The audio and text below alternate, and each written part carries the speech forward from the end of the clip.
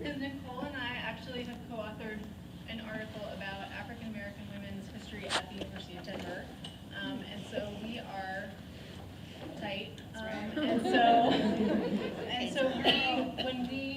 When Carrie, who is also extremely tight with Nicole, heard about this fabulous book that Nicole was one of the editors for, we said, well, we gotta have to have an event. Because we're so proud and we're so honored that Nicole, who's unfortunately only going to be with us for another quarter, she's leaving us for Vanderbilt. So we wanted to sort of take advantage of her while she's still here. So without further ado, I am going to let Nicole tell you about her book and her co-authors, who I actually are co-editors, who I've not actually had a chance to meet yet. So Floyd Cobb, Christina Huswell, and Rick Kitchen, and then Shayla Haynes, who is on Skype because of the weather. Oh, she's on mute, okay. And so hopefully if we have any issues with that, we have a lovely tech services crew who will help us out with that. So can Carrie get her off mute? Yeah, Carrie, you're going to have to help us with the mute and Skype. Yeah, we just have to unmute mine. Okay. Do you need her off? Do you want me to turn her off? Oh, can she hear us though? Actually did not. Can you hear us? Oh, wait. I don't think she can hear us. Oh, okay. Right there. Right. And I should have said Carrie Forbes, Associate Dean of... Can you hear us now? I can. Thank you for taking me off mute. All right. You're only small. You're just in the corner. So. That's okay. Thank you. All right. So I'll let Nicole take it away. Okay. Thank you, Kate. Let's see.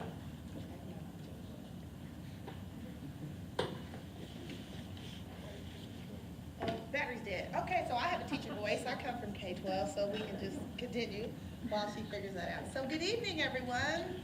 I'm so excited to see everyone here. I have a few opening remarks, and then I'm going to turn it over to Floyd to introduce himself, and then Shayla will introduce herself. So I first wanted to thank Carrie and Kate for putting together this event. We're very grateful to be able to share our work and our research interests in this, what we consider to be very important line of inquiry. So we're really excited and grateful to you guys for doing that. The next thing that I want to do is I just want to kind of talk a little bit about, very, very quickly, norms. We're having a conversation this evening about interrogating whiteness and relinquishing power. And for those folks who have never had this kind of conversation, it could be uncomfortable, it could make you feel some kind of way, and I do this in all of my classrooms, and I have lots of students here that can verify that. I always try to just set some norms. Now usually it's this long process where people are in groups and writing on all of that stuff. We're not going to do that. But one norm that I want to set is that we hope that this is going to be what I call a brave space, because no space is safe when you're talking about these kinds of issues. But we want people to be brave. We want people to share their ideas. All ideas are valued. We're not looking for people to agree with us.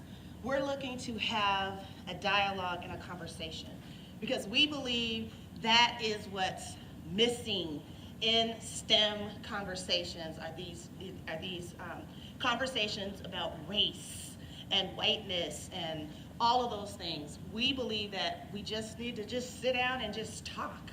And so I just want to say that first. Is everybody okay with that? Yes. Awesome. Yes, okay, good. All right, so for those of you that have a book, we do have books tonight, so hopefully you'll buy one if you don't have it. I wanted to talk a little bit about where this whole idea comes from. And I'm going to, let me first acknowledge Shayla and Floyd are graduates of the University of Denver.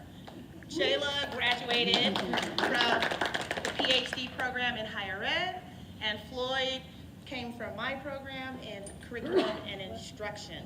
So DU is producing incredible graduates.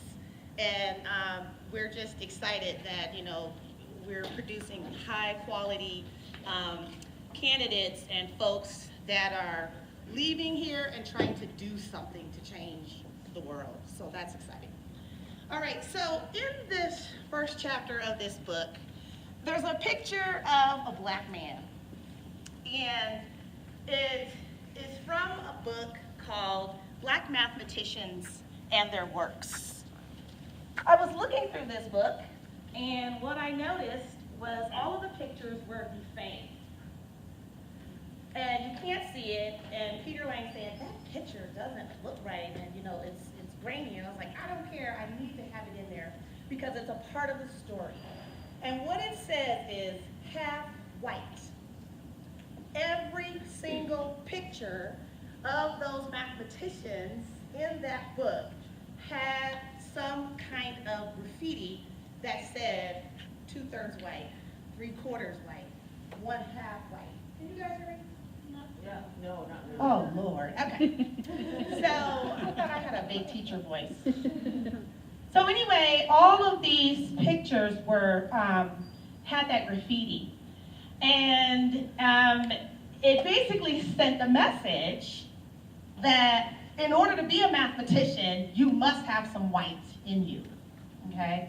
So I wanted this picture to be a part of the opening chapter that Shayla and I co-authored, which is called Transforming the STEM System, Teaching That Disrupts White Institutional Space. And we basically have a big claim, in this entire book and in this chapter, that STEM, mathematics, science, is really a white institutional space. And when you get time, you can go and look on page 3 to see the conceptual framework that I designed that basically explains what we mean by the STEM system. So really quickly, secondary math teachers, secondary science teachers generally come to us with an undergraduate degree in biology, physics, chemistry, mathematics, okay? When they are in those departments, they're being taught by faculty that focus on content, which is really important, content, folks. We need content. But they don't always get the information around the cultural or the teaching and learning process. So when they come to us in education, they bring those values with them, right? And if the faculty who are in education, in science ed, math ed, physics ed, if we ourselves have not engaged in this interrogation, we are going to also perpetuate it as we're teaching these folks to become teachers. And then what happens? They go into the schools, and they haven't dealt with anything, and so they get in there and they do what? Perpetuate those same values that you must look a certain way. You must have a certain ability. And again, I don't think that it's intentional. I just think that it's a part of our system that we have to disrupt. So that's essentially what this conceptual framework shows, and I've tried to demonstrate that to show that's what we mean by the STEM system as a white institutional space. And we know that most of the faculty that teach in STEM are mainly white males. And so if we want to create a pipeline of students that are underrepresented to come and study and enjoy and learn science and math, we have to begin to disrupt where we can. So that is sort of the background, if you will, for why this is a part of my own personal research agenda, and why we feel like this is really, really important. I mean, you have the National Science Foundation, you have the American Women University Women Organization. These folks are saying we need to broaden STEM. We need more underrepresented minorities in STEM. So people are spending, organizations are spending billions of dollars applying for these grants every single year. So it is important, and we need to pay attention. So I would like to turn it over to my colleague, Floyd, and let him introduce himself and say a few words. Thank you. Again, thank you guys for coming here this evening. My name is Floyd Cobb. I kind of occupy a unique role in terms of being, Nicole's laughing, a scholar practitioner.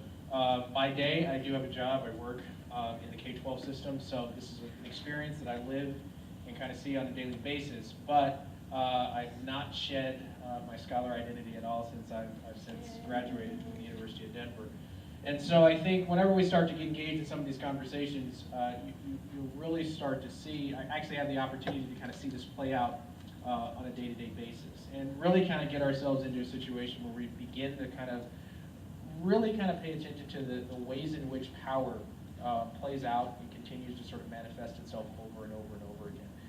And so the title of this book, I think, was very much intentional, because really what we're trying to get the readers to consider is what it actually takes to relinquish one's power inside of this broader context and inside of this broader conversation. And so what I hope that we can do this evening is kind of engage you guys in some talk and some conversation to really think about how this plays out, so that you all, as you move forward in whatever it is that you all do, will be able to kind of advance this conversation and get more people thinking about the ways in which power plays itself out. Great. So, Chayla, can you hear me? I can. Okay, go ahead, lady.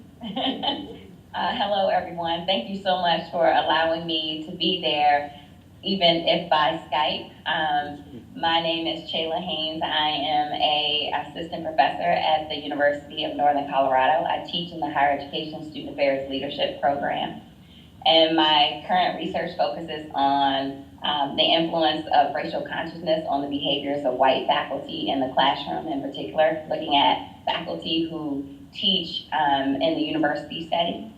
I'm equally committed to this research agenda and was excited when Nicole and Floyd asked me to be a part of the project, especially given the emphasis of my own research.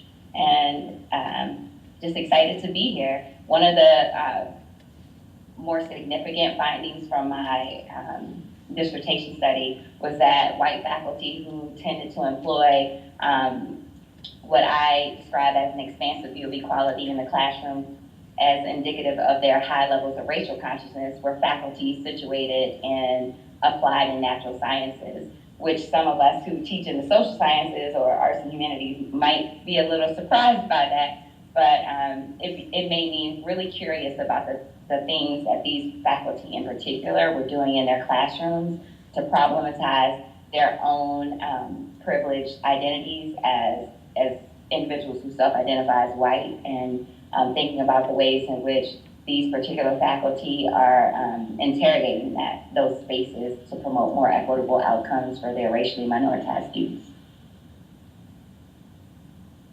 Great. Okay.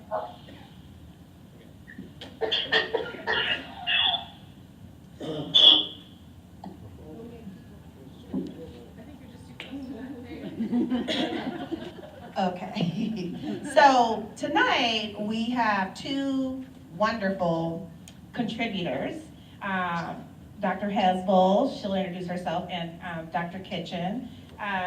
So just really quickly, this book is broken up into 3 sections. Section 1 are what we call seasoned professors in the field that are interdisciplinary, that have been, he said old, but I'm not saying old, because I'm gonna be seasoned one day. But white faculty that have been working on these issues for a very long time. And it is a part of who they are, it's a part of their research, it's a part of their teaching.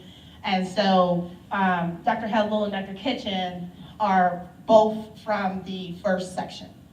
The second section are faculty that we are calling up and coming that teach in science or math, who again find these ideas important and are doing transformational things in their classrooms. And so they wrote in the second chapter, or the second section. The third section are faculty of color that also teach in math education and science. The unique thing that we did that I think really sold Peter Lang was the faculty of color got to read and respond back to the other contributors in section 2. So that was a really unique piece. It takes a lot of courage to get feedback, but we are all for social justice in the broader agenda. And so that was a very unique, I think, situation. And yeah, that's what I'll say about that. But it's really, really good, so make sure you buy it. So I want to give these guys an opportunity to share, and then when they're done, we want to open it up for questions. Right, Gary? Okay, there you go. Do you want to get up or do you want to hold this?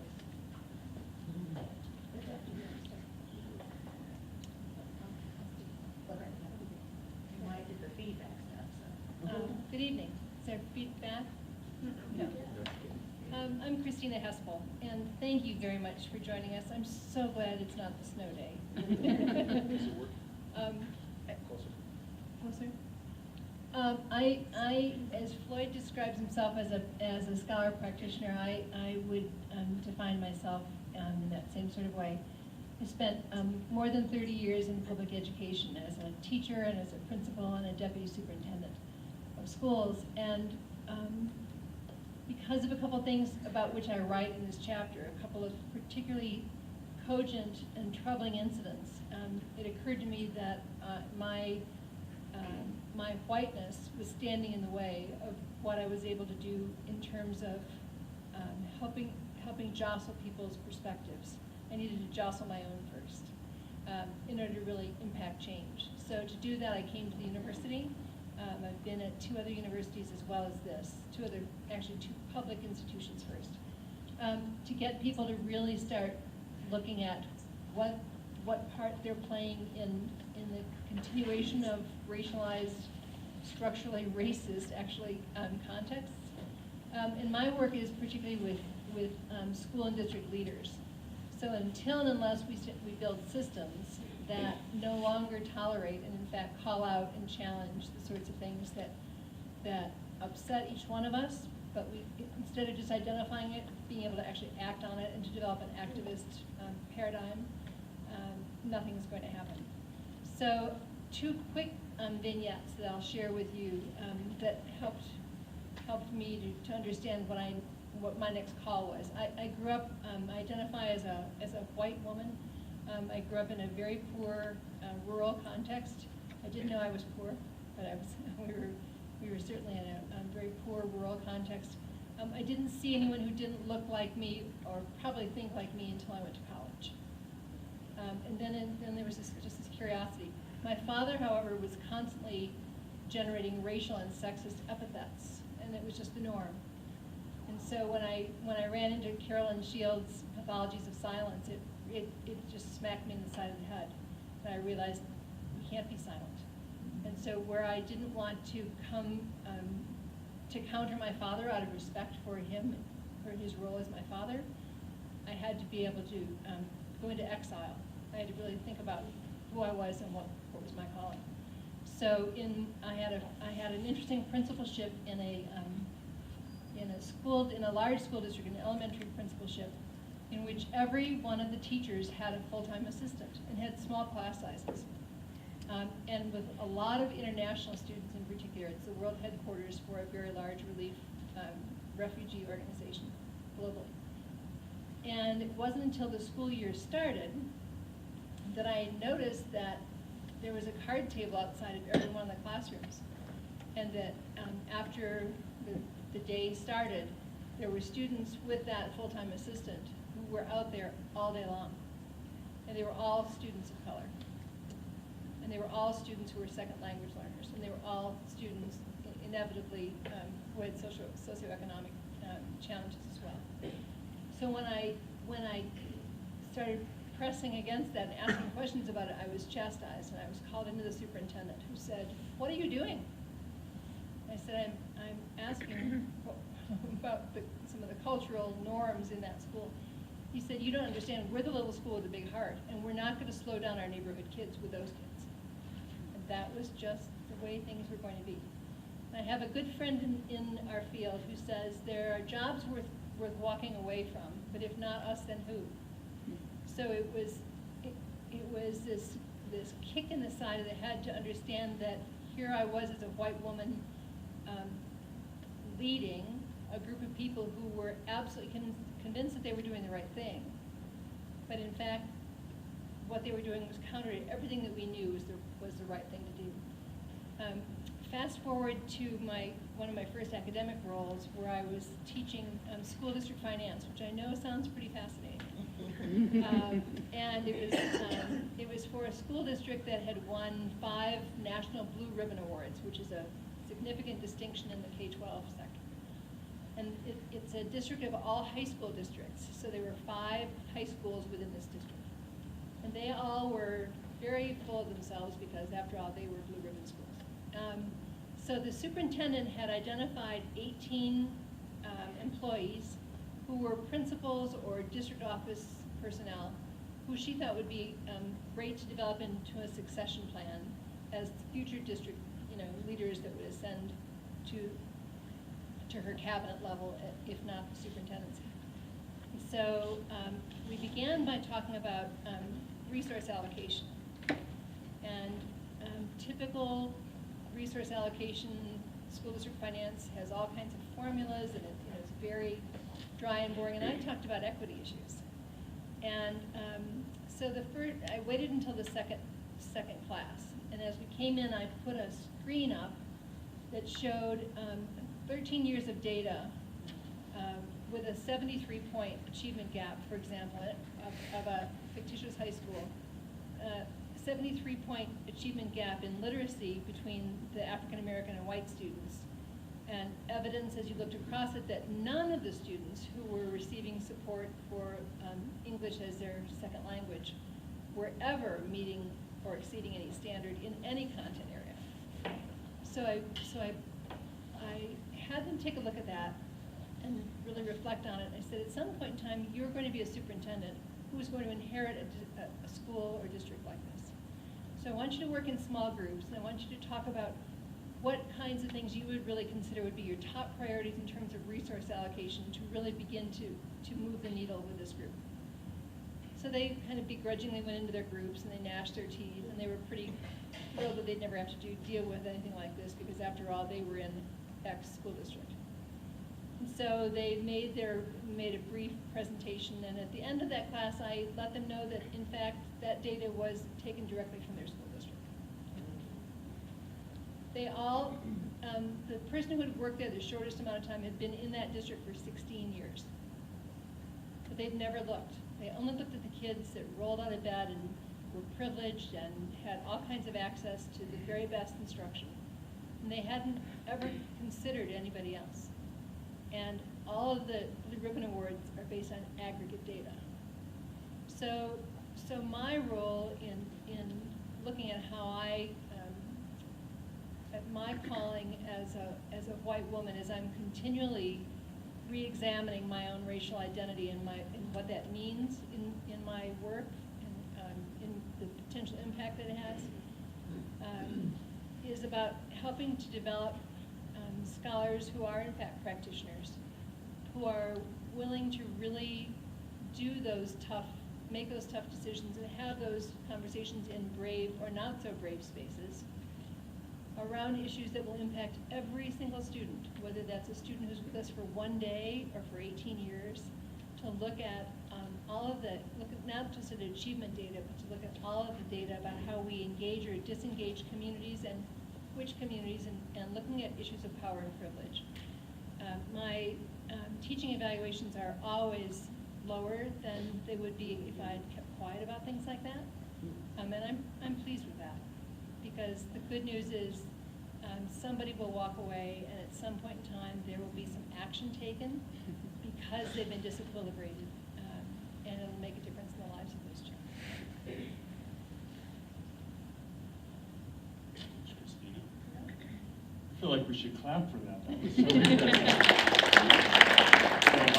was so good. My name is Rick Kitchen, and I'm a professor in Mortgage College of Education. I also have a fancy title. It's the Kennedy Endowed Chair of Urban Education. The urban education piece was really important to me, to have that as part of the title, because of my background working in urban ed and my dedication to it. I started as a high school math teacher. I grew up here. I'm going to read a story in just a minute from my chapter about growing up here and going to East High School. So I'll get to that in just a minute. For those of you who are interested in credentials, I have both undergraduate and graduate degrees in mathematics, and also a degree in mathematics education. I've taught in math departments and also colleges of ed, and here I'm just teaching in education, which has been a real joy, actually. I've just been here 4 years.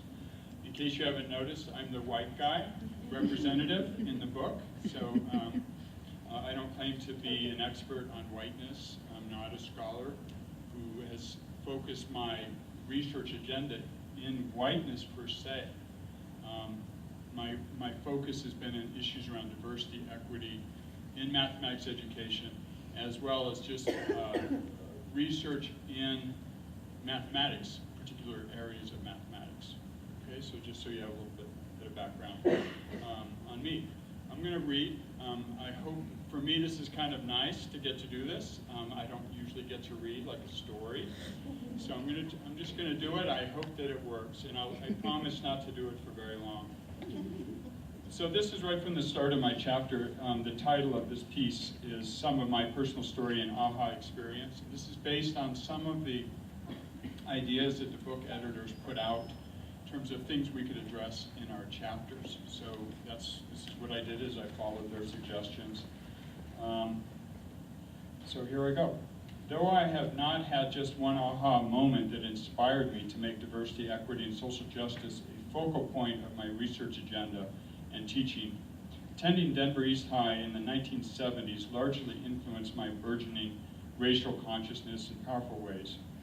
At the time, the Supreme Court had just mandated that schools be desegregated so that every Denver school was demographically identical.